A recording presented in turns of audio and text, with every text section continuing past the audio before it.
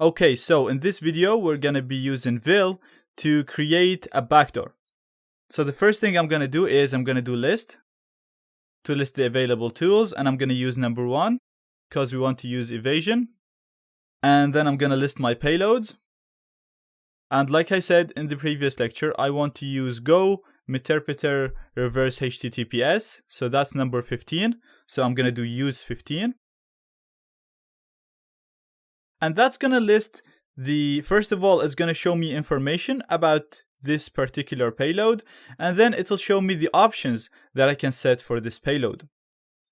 So the main option that you wanna set, and the most important one, is the IP address. So this is the IP address which you're gonna be receiving the connections on. As we said, we're gonna have a reverse connection, and we need to set the IP address which the payload or the backdoor will try to connect back to. And in our case, we want to receive the connection back to this Kali machine. So we're gonna set the IP lhost to the IP address of the current Kali machine. Now to get the IP of my Kali machine, I have to run ifconfig. So I'm gonna split the screen by doing right click and click on split horizontally. And I'm just gonna bring this down a bit. And we're gonna run ifconfig. Now you can see the IP address in here is 10.20.14.213. This is the IP of my Kali machine. This is the IP of the machine that I'm using as the attacking machine. So this is where I want the connection to come back to, so I can hack the target computer once the backdoor is executed. So I'm gonna set lhost to 10.20.14.213. So you can set any of these options using the set command. So all you have to do is write set followed by the option that you want to change. So in this case, we want to change the lhost, and we want to change that to 10.20.14.213. Now, the L port is set to 80, which is really good because that's the port that's used by web servers. So as I said, the connection will look as if the target person is connecting to a website, and it's not going to be suspicious. But I don't want to use that port because I'll have a web server running on this, and we'll talk about that later. So I'm going to change that to 8080. 8080 is another port that's used by web servers, so it's still not suspicious, and it should still bypass firewalls. So I'm just going to do set. Same way that we did it before with the lhost, we're going to do lport to the value that we want to set this option to, and we're going to set it to 8080. Now, if I do options again to list all the options, you'll see that the lhost changed to 10.20.14.213 and the lport changed to 8080. Now, if you generate the backdoor like this, you will bypass all antivirus programs except AVG. I've already tried this, that's how I know this, and that's not good enough because we want to bypass everything. Now, the way antivirus programs work is they have a very large database of signatures. These signatures correspond to files that contain harmful code. So what they do is they compare the signature of your file, of your backdoor, to all the files in this huge database. If your file matches any of these files, then they'll flag it as a virus or as malware. If it doesn't, then they'll think that it's a normal file and it's not malware. So the main point in here is we're gonna try to modify the file, our backdoor, as much as possible to make it more unique so that it bypasses the signature database and will be able to bypass antivirus programs. Now, as I said, vil is already doing that for us. It's encrypting the backdoor, it's obfuscating it, it's injecting it in the memory so that it doesn't get detected, and it's doing a good job at it. It's bypassing pretty much everything except for only one antivirus program. So just to bypass this last antivirus program, I'm gonna set some optional options that really won't do much of a difference. They'll just make the backdoor look a bit different. So the first thing that I'm gonna modify is processors. And that's the minimum number of processors to be used by the backdoor. I'm not gonna set a huge number because that'll just make my backdoor not work. I'm just gonna set it to 1, which is pretty much nothing really, but I'm just going to set this option to make the code look a bit different. So I'm going to do set. Again, the same way that we are setting the L port and the L host, we're just going to put the option name, which is processors.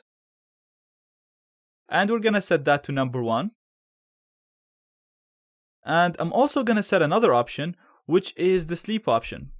And that basically lets the backdoor sleep for a number of seconds that you set before it executes the evil code that you have in there, before it executes the payload. So I'm going to set this to 6. Again, no real reason for this. I'm only doing this to make the backdoor look a bit different. So I'm going to do set sleep to 6. So I'm going to hit enter.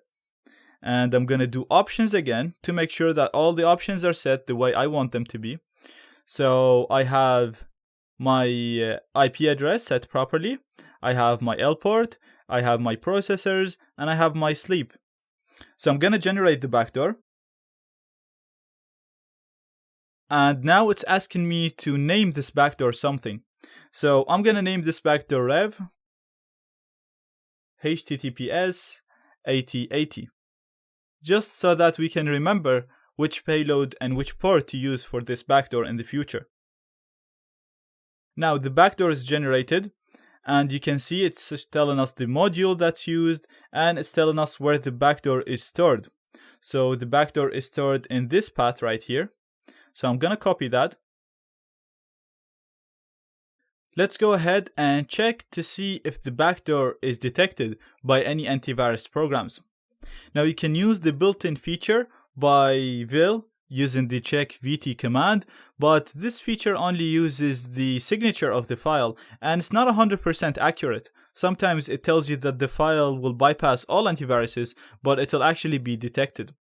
You can also use VirusTotal, but I don't recommend that, and please don't do that, because if you do that, your backdoor will become less effective, because VirusTotal share the results of their scans with antivirus programs. What we're going to do is we're going to use a website called Undetectable. So we're going to go to it now. So I'm just going to Google for Undetectable.